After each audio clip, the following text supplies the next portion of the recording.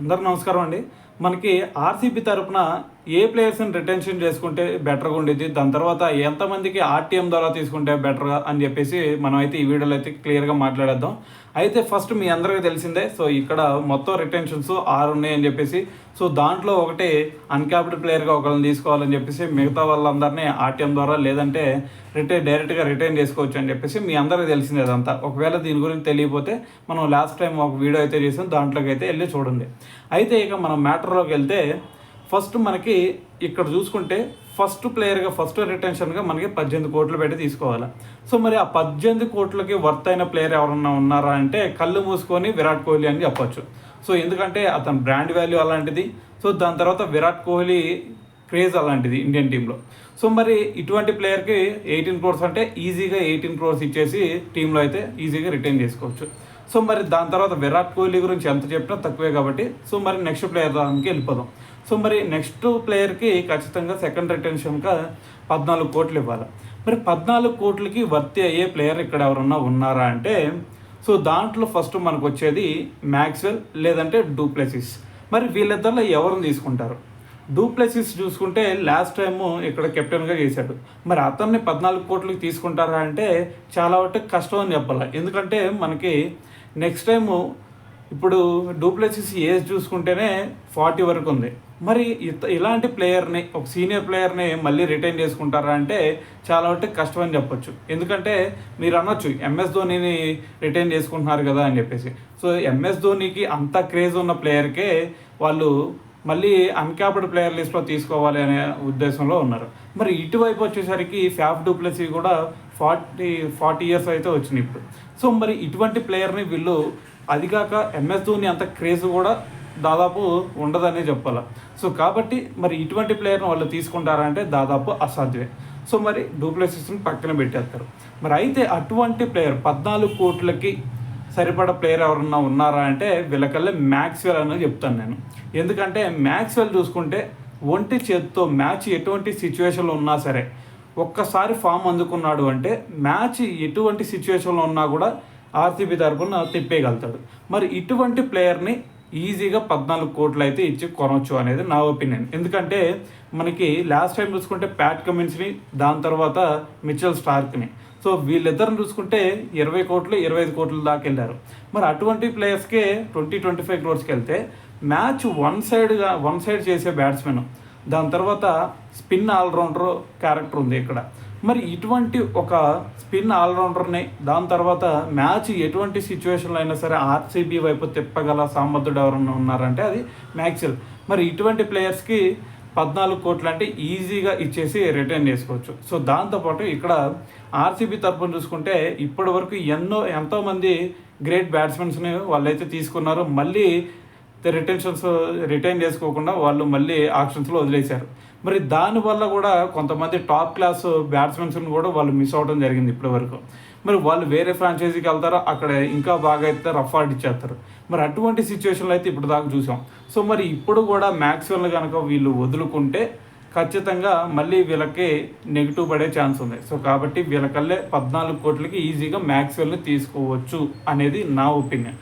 మరి అయితే నెక్స్ట్ 11 క్రోర్స్కి తీసుకునే ప్లేయర్ ఎవరన్నా ఉన్నారా అంటే ఈ లిస్ట్లో నాకు కనిపించేది ఇద్దరు ప్లేయర్స్. సో వాళ్ళు వచ్చేసరికి ఫస్ట్ సిరాజ్ కనిపిస్తాడు నాకు. సో మరి సిరాజ్ని కనుక మనం చూసుకున్నట్టయితే సిరాజ్ మన ఇండియన్ టీంలోనే టాప్ 3 బౌలర్స్లో ఒకడు. మరి ఒకసారి కనుక రిధమ్ అందుకుంటే ఏం చేయగలుగుతాడో మ్యాచ్ మొత్తాన్ని చేంజ్ చేయగలుగుతాడు. బ్యాటింగ్లో చూసుకుంటే మ్యాక్స్వెల్ మ్యాచ్ని వన్ సైడ్ చేయగలుగుతాడు. సిరాజ్ చూసుకుంటే బౌలింగ్లో మ్యాచ్ వన్ సైడ్ చేయగలుగుతాడు. మరి ఇటువంటి ప్లేయర్ని ఖచ్చితంగా తీసుకోవచ్చా అంటే 100కి 90% తీసుకోవచ్చు అనే నేను చెప్తాను. ఎందుకంటే మనకి ఒక బ్యాట్స్మెన్ ఎంత ఇంపార్టెంటో అంతకంటే బౌలర్ అనేది చాలా ఇంపార్టెంట్. సో బౌలర్ తలుచుకుంటే మ్యాచ్ వన్ సైడ్ చేయొచ్చు. సో కాబట్టి మరి సిరాజ్ లాంటి బౌలర్ మళ్ళీ దొరుకుతాడా అంటే వీళ్ళకి దాదాపు అసాధ్యం అని చెప్పుకోవచ్చు. సో మరి సిరాజ్ని అయితే ఖచ్చితంగా వీళ్ళు రిటైన్ చేసుకునే ఛాన్స్ ఉంది. దాంతోపాటు మనకి ఫస్ట్లో ఎస్ఆర్హెచ్ తరపున ఫస్ట్ స్టార్టింగ్ వచ్చినా కూడా దాని తర్వాత ఎప్పటి నుంచో మనకి ఆర్సీబీ తరపున ఉంటున్నాడు. మరి ఇటువంటి సిచ్యువేషన్లో మరి సిరాజ్ను వదులుకుంటారా అంటే దాదాపు అసాధ్యం అని చెప్పవచ్చు. ఎందుకంటే ఎలాంటి టాప్ క్లాస్ బౌలర్స్ని వదులుకోవటం అనేదే అసాధ్యం. సో కాబట్టి నా థర్డ్ ఆప్షన్ వచ్చేసరికి సిరాజ్ అని చెప్తాను. మరి దాని తర్వాత ఇంకొకరు ఎవరన్నా ఉన్నారా అంటే మనకి రజాత్ పట్టిదార్ చూసుకుంటే మరి ప్రీవియస్గా మనకి స్టాట్స్ చూసుకున్నా కూడా దాదాపు 30+ యావరేజ్ ఉంది. దాని తర్వాత 158 స్ట్రైక్ రేట్తో అయితే ప్రస్తుతానికి ఉన్నాడు. మరి అయితే ఇటువంటి ప్లేయర్ని మళ్ళీ రిటైన్ చేసుకోవచ్చా అంటే మనకి రిటైన్ చేసుకున్నా చేసుకోకపోయినా పట్టిదారు ఖచ్చితంగా 10 crores లోపలనే దొరికేస్తాడు మళ్ళీ ఆక్షన్స్లో పంపించినా కూడా. సో అతనికైతే ఆర్టీఎం ద్వారా మళ్ళీ మనం రిటైన్ చేసుకోవచ్చు ఆర్సీబీ అని అయితే నా ఒపీనియన్. సో కాబట్టి పట్టిదారుని ఒక్క సీజనే కాబట్టి ఆడింది, మరి పట్టిదారుని పక్కన పెట్టేసి సో అతను ఆక్షన్లోకి పంపించేసి దొరికితే ఏదన్నా ఆర్టీఎం ద్వారా తీసుకుంటే బెటరు అనేది నా ఫీలింగ్. సో దాని తర్వాత వచ్చేసరికి మనకి నెక్స్ట్ మనకి అన్క్యాప్డ్ ప్లేయర్గా ఒక అన్క్యాప్డ్ ప్లేయర్ లిస్ట్లో కనుక మనం చూసుకుంటే సో ఇక్కడ యష్ దయాల్ ఎలాంటి పర్ఫార్మెన్స్ చూపించడం మనందరం చూసాం లాస్ట్ ఇయర్ కూడా. సో తన ఎకానమీ చూసుకుంటే ఫ్యాంటాస్టిక్గా ఎకానమీ ఉంది. దాని తర్వాత వికెట్స్ కూడా అంతే తీశాడు. సో అయితే ఇక్కడికి వచ్చేసరికి ఇప్పుడు యష్ దయాల్ని అన్క్యాప్డ్ ప్లేయర్ లిస్ట్గా తీసుకుంటే చాలా అంటే చాలా బెటరు అనేది నా ఒపీనియన్. సో కాబట్టి ఫస్ట్ రిటెన్షన్ వచ్చేసరికి Virat Kohli, second retention Maxwell, third retention వచ్చేసరికి సిరాజ్, దాని తర్వాత ఫోర్త్ రిటెన్షన్ వచ్చేసరికి మనకి యష్ దయాల్. మరి ఆర్టీఎం ద్వారా రజాత్ పట్టిదార్ని తీసుకోవచ్చు. మరి ఇంకొక ఆర్టీఎం ద్వారా ఇంకెవరిని తీసుకోవచ్చు అనేది ఇక్కడ పాయింట్. సో ఆ ప్లేస్ వచ్చేసరికి నేను విల్జాక్స్కి అయితే ఎత్తాను. ఎందుకంటే విల్జాక్స్ చూసుకుంటే ఎంత మంచి పవర్ హిట్టరో మనందరూ తెలుసు. తన స్ట్రైక్ రేట్ చూసుకుంటేనే 158 వరకు ఉంది. సో దాంతోపాటు లాస్ట్ సీజన్లో ఒక సెంచరీ కూడా కొట్టినట్టున్నాడు. సో మరి ఇటువంటి ఒక పవర్ హిట్టర్ ఖచ్చితంగా ఆర్సీబీకి అవసరం. సో కాబట్టి అతన్నే మరి ఆక్షన్లో పంపిస్తే 11 కోట్లకి లేదంటే 14 కోట్ల వరకు వెళ్తాడా అంటే చెప్పలేని పరిస్థితి. ఎందుకంటే మరి విల్జాక్స్ కంటే పవర్ హిట్టర్స్ కూడా ఇంకా చాలామంది వచ్చే ఛాన్స్ ఉంది ఆక్షన్లోకి. సో మరి విల్జాక్స్ని ఆక్షన్లో పెడితే మరి 11 crores కంటే తక్కువలో వచ్చే ఛాన్స్ ఉందా అంటే దాదాపు ఉంది అనే చెప్పాలి. సో కాబట్టి నా ఒపీనియన్ ఏంటంటే ఫస్ట్ ఈ 5 ప్లేయర్స్ని రిటైన్ చేసుకొని, అంటే 4 ప్లేయర్స్ని అయితే ఖచ్చితంగా రిటైన్ చేసుకుంటారు. ఫస్ట్ వచ్చేసరికి విరాట్ కోహ్లీ, మ్యాక్స్వెల్, సిరాజ్, యష్ దయాల్. మరి దాని తర్వాత 4th ప్లేయర్గా రజాత్ పట్టిదార్ని 5th ప్లేయర్గా పట్టిదార్ని ఆక్షన్లో పంపించేసి ఆర్టీఎం ద్వారా తీసుకోవచ్చు.